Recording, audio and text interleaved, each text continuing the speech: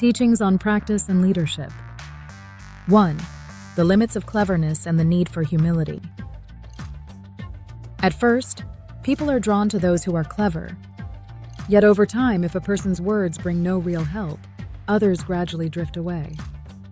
This happens when one clings only to their own logic and methods. True growth is possible only when we understand others and communicate in ways that meet them where they are. The law of the universe operates on the principle of relativity. Even if I believe my answer is correct, it must change within the context of relationships. But many clever people insist on their own correctness without considering others' hearts and circumstances. This leads inevitably to broken trust and disconnection.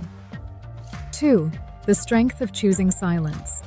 Not knowing something out of ignorance is one thing, but knowing and still choosing to remain silent and simply observe is wisdom. It shows respect for others and discipline for oneself. Those who truly know do not speak unnecessarily. Many speak loudly with only 30% of understanding, while those with 70% or more remain quiet, absorb the mistakes of others, and observe with calm. That is the mark of maturity. 3. The path of a practitioner. A practitioner does not exist to gain special powers. Practice is the process of refining oneself, identifying one's inner contradictions, and correcting them. Step 1. Discover your contradictions. And Step 2. Work steadily to resolve them. Step 3. When contradictions disappear, you naturally accept the world as it is and can draw upon its power. Thus, practice is not about acquiring mysterious abilities, but about purifying oneself. When one becomes clear within, they can meet people and nature rightly, and the energy of nature reveals itself naturally. 4. 3 years of training. If you wish to be a leader, you must first spend at least 3 years in silence, absorbing and learning. And during this time, do not judge right or wrong, accept everything as it is. And do not assert your own thoughts, simply accumulate experience. After 3 years, you will naturally begin to understand others and offer true answers. This is why practitioners are sometimes given only a broom and told to sweep the courtyard for 3 years.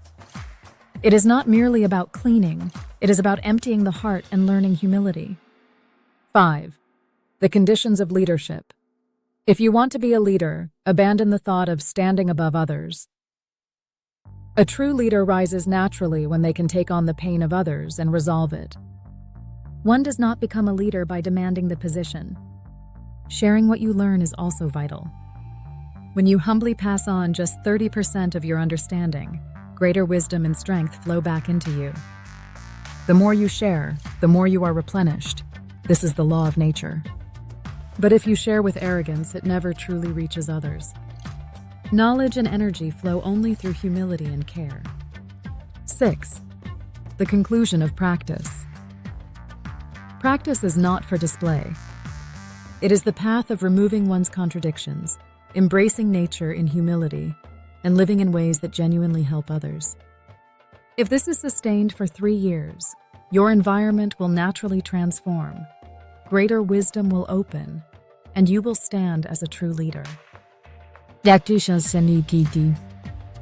In summary, do not boast of what you know. Take 3 years to learn and absorb. And practice is the work of purifying yourself and resolving inner contradictions. And leadership arises when you place others above yourself and humble your own position. What you share with humility returns as even greater realization. Teachings on practice and leadership simplified. 1. Being clever is not enough. At first, people like cleverness. But if your words don't actually help, people will drift away. Real growth comes when you try to understand others and adjust your way of speaking to meet them. Even if you think you're right, your answer must change depending on the situation and relationship. If you only insist on your own view, you lose trust. 2. The wisdom of silence. Not knowing something is ignorance, but knowing and choosing silence is wisdom. It shows respect and self-control. Many people speak loudly with shallow understanding, while those with deeper insight stay quiet, observe, and learn. That is maturity. 3. What practice really means. Practice is not about gaining special powers. It is about refining yourself. Step 1. Find your inner contradictions. Step 2. Work to resolve them. And Step 3. When contradictions are gone, you accept life as it is and connect with natural energy. Purity inside allows you to meet others and nature in the right way. 4. 3 years of training. To prepare for leadership, spend at least 3 years in silence and humility. And do not judge right or wrong, just accept. Do not insist on your own ideas, just absorb. After 3 years, you will naturally begin to understand and speak truth. This is why disciples may be told to sweep a courtyard for years. It is about emptying pride and learning humility. 5. The real conditions of leadership. Leadership is not about standing above others. A leader is someone who takes on others' pain and helps resolve it. Leadership comes naturally. It cannot be demanded. Also, share what you learn. If you humbly share even 30% of your understanding, nature returns more wisdom to you. If you share with arrogance, it does not reach others. Energy flows only through humility. 6. The goal of practice. Practice is not for show. It is about removing inner conflicts, living with humility, and helping others. If you do this for 3 years, your environment will transform, wisdom will open, and true leadership will emerge. Key takeaways. Don't boast about knowledge. Spend time quietly learning. As practice is about cleansing yourself, not showing off powers. A leadership means putting others first and serving with humility. As sharing with humility brings back even greater wisdom. This is the story based on the above articles. The 3 years of silence. Once, in the capital, there was a young man named Seo, renowned for his brilliance. While studying law, he never lost a debate, and even his teachers were astonished by his sharp answers. At first, people admired him, but as time passed, they quietly drifted away. His words, though clever, lacked warmth. He never considered the hearts of others. One day, he sought out a famous elder scholar who lived in a quiet mountain temple. The old master looked him straight in the eye and said, "If you truly wish to learn, then for the next 3 years say nothing. Simply sweep this courtyard." Seo was stunned. "Why assign such a task to someone like me?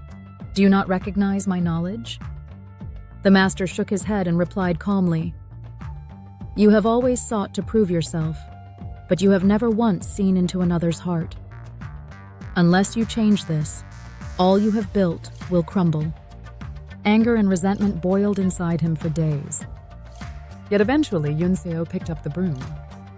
Each morning before dawn, he swept fallen leaves from the courtyard, keeping silent. In the first months, frustration burned within him. But over time, he began to hear the subtle voices of the world, the way the bamboo groves sang when the wind passed through, the fragrance of the earth after rain, the rhythms of birds as they awoke and slept. His relationship with people also changed. At first, they found his silence frustrating and avoided him. But gradually, they discovered comfort in his quiet presence. He did not argue, he did not judge, he simply listened.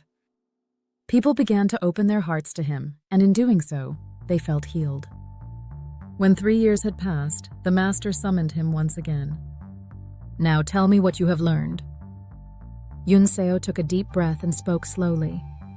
"Words are not weapons to prove knowledge. They must be bridges that lighten the burdens of others. I will no longer speak only to win." The master smiled and nodded. "Now you are truly a practitioner, and one day you may become a leader. Remember, a leader is not one who stands above others, but one who bears their weight and still smiles." From that day on, Seo returned to the village. He no longer tried to display his brilliance. Instead, he listened to the troubles of the poor and quietly reconciled those who quarreled. Strangely, people were drawn to him even when he said nothing, and whenever he spoke a few words, peace seemed to settle on those who heard him. The 3 years of silence had given him wisdom greater than knowledge. The people began to call him a leader, but Seo only smiled and said, I am nothing more than a man who has learned how to live together.